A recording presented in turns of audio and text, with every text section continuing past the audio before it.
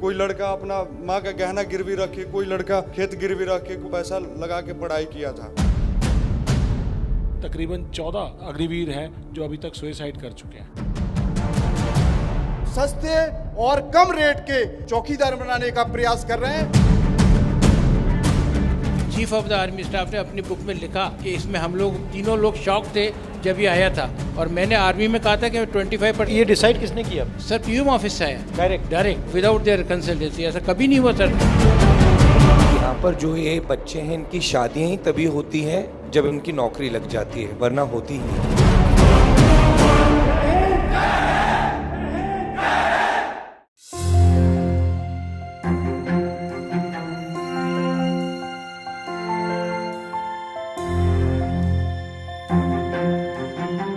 मैं आपकी बात सुनने आया हूं, तो आप अपनी बात रखिए, कोई सवाल हो वो पूछिए, मगर जो आप कहना चाहते हैं कहिए।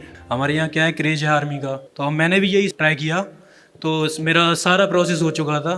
आगे जाके इन्होंने अग्निपथ योजना लगाई और सारा कैंसिल कर दिया सर। यहाँ से कोई मेरे को सेंटर से मैसेज भी नहीं आया था कि आपका ज्वाइनिंग वगैरह आपको दी नहीं जाएगी। 4-5 महीने से हम लोग प्रोटेस्ट कर रहे हैं, हर तरह से मतलब लगे हुए हैं, फिर भी सरकार सुनने को तैयार नहीं है। और अब ऐसा हाल हो चुका है सर कि जंतर मंतर पे परमिशन के लिए जा रहे हैं तो वहाँ से भगा दिया जा रहा है सर। लोकतंत्र में भी हमें अपनी आवाज़ उठाने के लिए जाने पर वहाँ से भगा दिया जा रहा है सर। आखिर हमारी गलती क्या है सर? हमने फौज का सपना देखा था, हमने मेहनत किया था, इसके लिए 4 साल 5 साल मेहनत किया था सर, फिर भी सरकार हमारी भर्ती नहीं कराई। आज हम लोग दर की ठोकरें खा रहे हैं सर। और आप भी प्रोविजनल लिस्ट पे थे? जी सर, बिल्कुल, हमारा सारा चीज़ क्लियर था सर। कोई लड़का अपना माँ का गहना गिरवी रखे, कोई लड़का खेत गिरवी रखे, कोई लड़का कहीं से लाकर पैसा लगा के पढ़ाई किया था। और जब भर्ती रद्द हुई सर, उसके बाद में लड़के के ऊपर कर्ज था, वो प्रेशर झेल नहीं पाया, जिसमें 64 से 65 अभ्यर्थी आत्महत्या कर लिए। और जब भी सर हम लोग मीडिया के पास जाते हैं आवाज़ उठाने के लिए, सीधे हाथ जोड़कर खड़ा हो जाता है लोग कि मेरे बस में, मेरे हाथ में नहीं है, मैं नहीं उठा सकता सर। जब ग्राउंड में तैयारी करने जाता था, वहाँ पर 400 से 500 लोग मेरे साथ तैयारी करते थे। जब से ये अग्निवीर योजना आई है तब से वही 10-15 लोग आते हैं सर। हमें सर जो अग्निवीर बन भी गए हैं उनकी कोई शादी नहीं कर रहा है सर। अग्निवीर का दर्जा देता है, अग्निवीर की निगाहों से देखता है, ना कि फौजी की तरह नहीं देखता है सर। और सर अभी हमारे साथ के जो थे वो शहीद हुए, उनको शहीद का दर्जा नहीं दिया गया सर। और सर अगर उन्हें 25% में भी रखेंगे तो सर वो अपने खास लोगों को रखेंगे, और हम पिछड़े गरीब लोगों को क्या होगा सर? हमारी तो कोई पहुंच ही नहीं है। ये इस तरह से 4-4 साल के जो अग्निवीर पैदा कर रहे हैं, ये अपनी फैक्ट्रियों में लगाने के लिए सस्ते और कम रेट के चौकीदार बनाने का प्रयास कर रहे हैं। ये देश के साथ खतरा कर रहे हैं महोदय। ये आप स्पष्ट करिए कि जब आपकी सरकार आएगी तो आप अग्निवीर को हटा के जो पुरानी भर्ती प्रक्रिया है उसको लागू करेंगे, और हम सैनिकों के जो आरक्षण हक और अधिकार हैं जो हमें पूर्व में मिलते थे कांग्रेस की सरकार में, वो मिले तो हमारे देश की तरक्की और बेहतर होगा। मेन प्रॉब्लम क्या हुई है, हमारी 2004 के बाद जितनी भी पेंशन योजनाएं थी वो सारी बंद कर दी गई हैं। आर्मी के साथ में CST कैंटीन का जो सुविधाएं मिलती थी वो सारी बंद कर दी गई हैं। CPOज का हर व्यक्ति त्राहिमाम है, परेशान है। सर एक बहुत बड़ी बात यह है कि ये जो अग्निवीर सेलेक्ट किया गया है, इसमें तीनों चीफ की एग्रीमेंट नहीं थी उस समय, क्योंकि वो आर्मी में सर्व कर रहे थे, तब उन्होंने कुछ नहीं कहा। जैसे ही रिटायर हुए, chief of the army staff ने अपनी बुक में लिखा कि इसमें हम लोग तीनों लोग शॉक थे जब ये आया था, और मैंने आर्मी में कहा था कि 25%। तो ये डिसाइड किसने किया? सर पीएम ऑफिस से आया डायरेक्ट NSA। Yes sir.